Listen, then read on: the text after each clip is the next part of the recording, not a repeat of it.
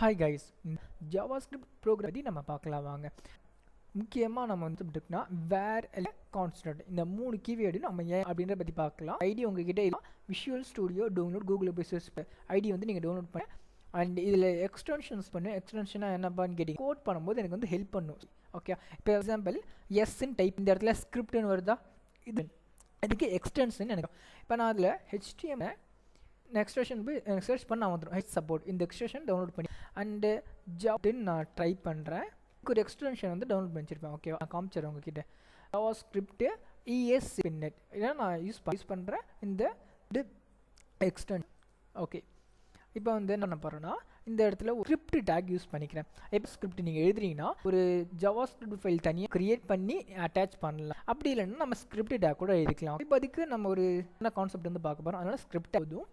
And live server வந்து run பண்ணி வச்சுருக்கேன், அது மறந்துட்டேன். ஒரு சர்வர் சொல்லுவேன், லைவ் சர்வர். இதை டவுன்லோட் பண்ணி வச்சுக்கோங்க. சர்வர்ன்றதை நீங்கள் வந்து ஒரு தடையும் அந்த கொடுத்துலாம் சேவ்லாம் பண்ண தேவையில்ல. வெரிஃபை பண்ணிட்டீங்கன்னா ப்ரௌசர் ஆட்டோமேட்டிக்காக ரிஃப்ளெக்ட் அண்ட் ஃபைல் போயிட்டு ஆட்டோ சேவ் வந்து என்னபிள் இருக்குது அப்படின்ட்டு வச்சுக்கோங்க.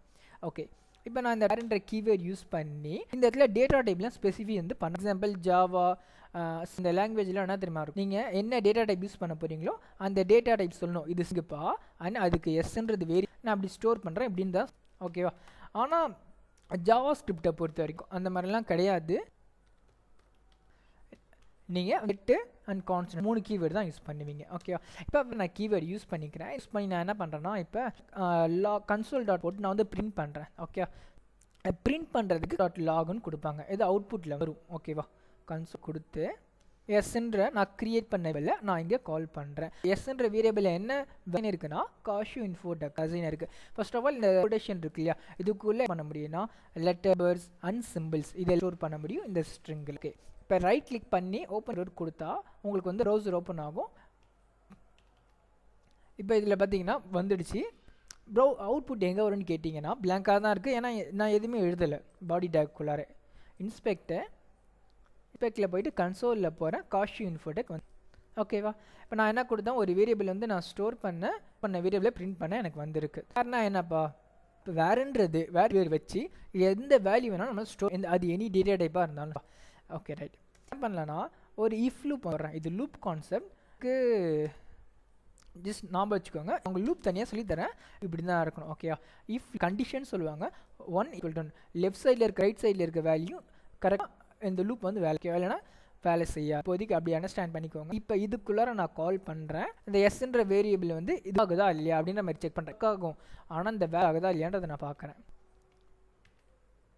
ரீலோடு பாருங்கள், காஷியூ இன்ஃபோடெக் ஆகிருக்கு.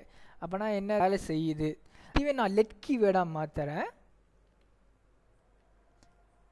ரீலோட் காஷியூ இன்ஃபோடெக், அப்போ லெட் கீ எனக்கு ஒர்க் ஆகுது.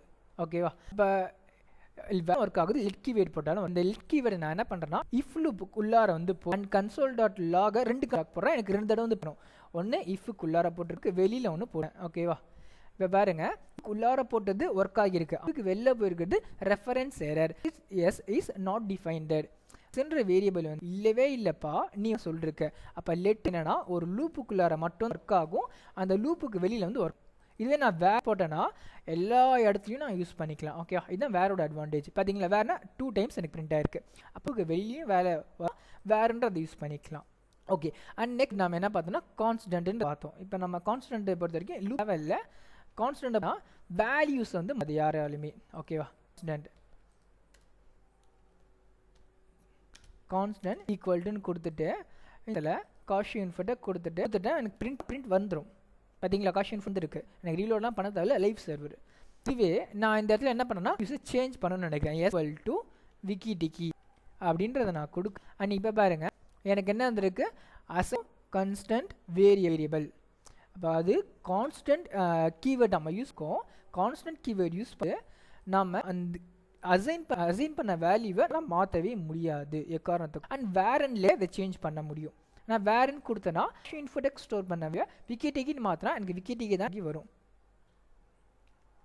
இப்போ பாருங்கள் விக்கிடிகி வந்துருக்கு. ஓகே, இது ஒர்க் ஆகும் அண்ட் லெட்லேயும் ஒர்க் ஆகும், பட் நான் கான்ஸ்டன்ட்டில் ஒர்க் ஆகாது.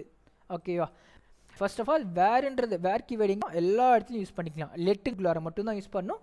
வேல்யூஸை சேஞ்ச் பண்ண முடியாது. ஓகே வீடியோ முடிஞ்சிச்சு. தேங்க்ஸ்.